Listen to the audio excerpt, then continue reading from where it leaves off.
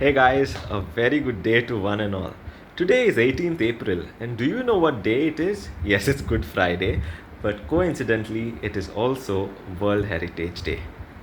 Now, on this very day, I thought of sharing some insights, or rather, some thoughts that I had to share on this topic of heritage and its conservation. To begin with, firstly, I would like to speak about Article 51AF of the Constitution of India. Now, this article speaks about the duties of every citizen of India and emphasizes on the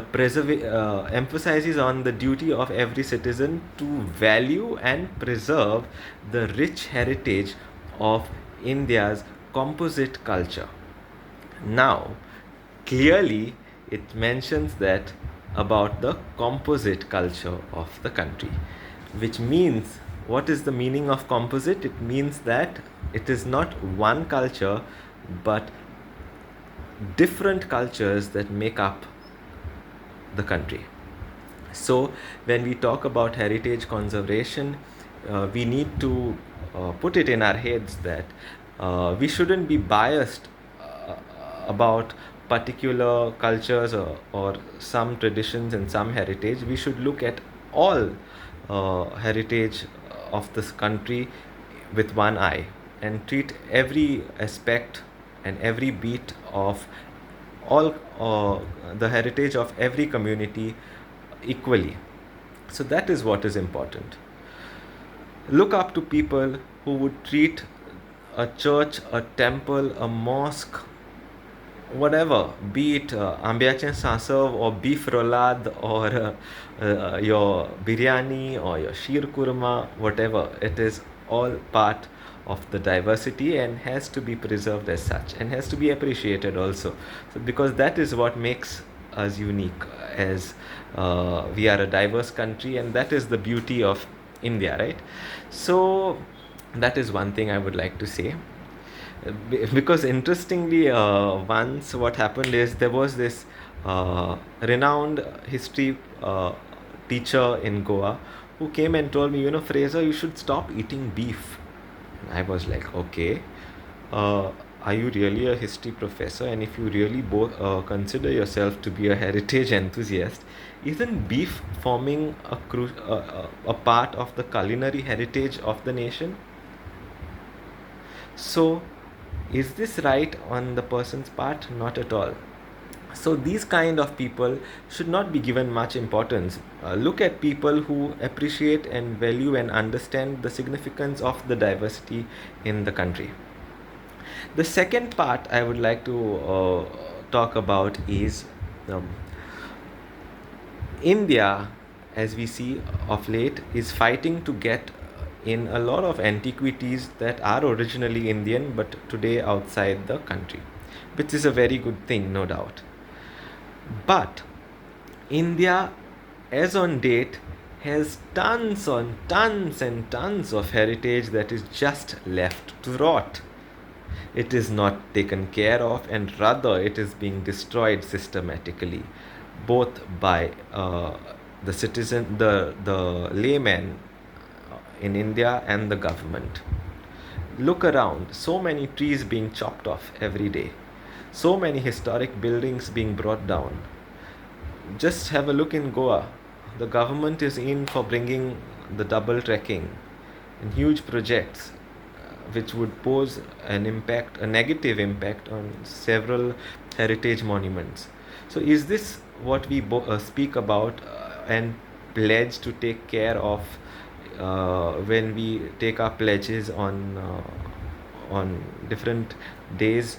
Okay, we have the Pledge of India, which asks us to take pride in our heritage, but do we do we practice what we preach is a question that we need to ponder on. So the government and the layman have to play an integral role in preserving and upkeeping this heritage for posterity.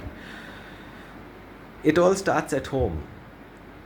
As parents, put it in the heads of your children that they have to take care of the heritage that they have inherited. Just take for example, I have seen parents telling their children, "Are Baba, oldo jao ani bore ghar bandh." When you say something like this, you're telling your son or your daughter that the house you're staying in is not up to the mark, and you grow up and build a good house that is basically a concrete or a RCC house, that, and you're putting it in the head of in the mind of your children that your the ancestral house that you're living in is crap and has to be replaced with a modern structure. So these are things that parents need to be aware of, and speak accordingly and appropriately with their children as far as heritage is concerned, and ask them to value the things not for the materialistic value that they have, but for the sentimental value that they uh, possess. Tell them that your grandfather, your grandmother, your great grandfather has touched these things, and thus you need to take care of them and hand them over to the generations to come, just like they have handed it over to you. So these are things that are required uh, to be done by the elders in homes and preserve this heritage. And also another thing I would like to speak about is, see, we all know that India is rich in different kinds of heritage, no doubt. We have um heritage that is so rich and that is thousands and thousands of years old. Absolutely correct. But we should not be ashamed or feel inferior to say that we have also learned and acquired things from other cultures, and how the heritage of other nations and other places have influenced the heritage of India. Be it culinary heritage, be it architectural heritage, be it whatever. That is how evolution happens, and it is bound to happen, and it is not wrong to happen. So do not be ashamed to say that, okay, we have learned this from another culture, or we have borrowed this idea from another culture. No. There was once a friend who got offended because I said a temple had a Mughal dome. So things like these have to be taken, sportingly, and have to be said openly. Just say it. It is a fact. It cannot be denied. I am a fan of Indo-Portuguese art, and it is a fact, a well-known fact, that Indo-Portuguese art is something that has influences. Not only because I say it's Indo, it does not mean Hindu. So it has influences of Hinduism, no doubt. It has influences that have come from Islam, Buddhism, and so many other cultures, and it is a fact.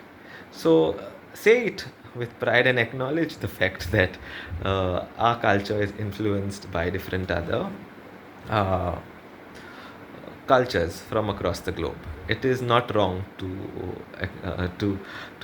learn down the course of time, and because cultures have kept changing, and it is not wrong to learn from others. Okay,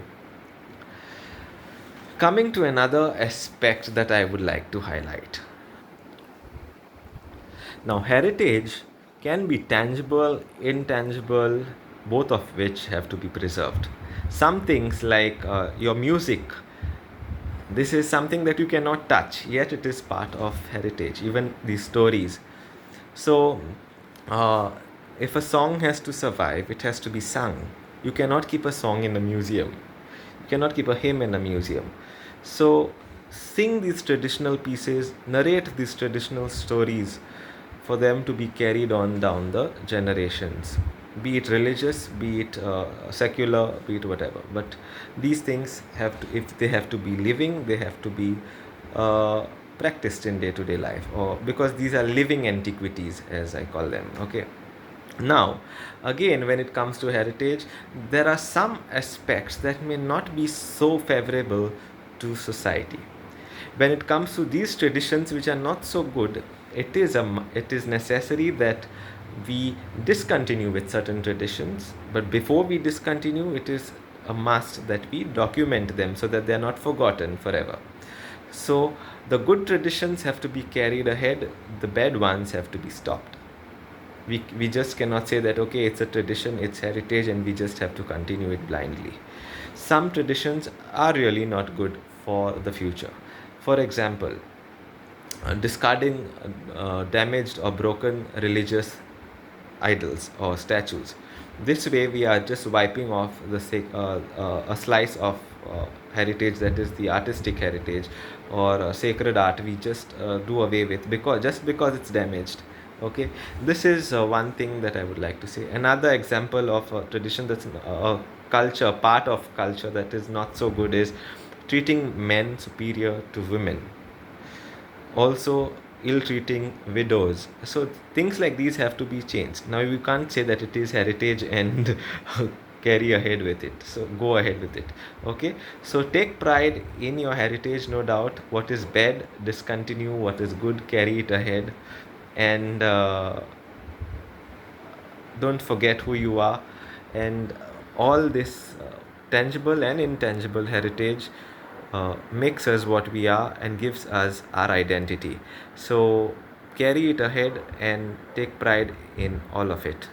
Okay, so remember, you're in a democratic nation, and hence also a diverse nation, as the constitution points out. Thus we have to ensure that we preserve this diversity for posterity. So once again, I wish you a very happy World Heritage Day, a blessed Friday, and a happy Easter to come soon. Thank you.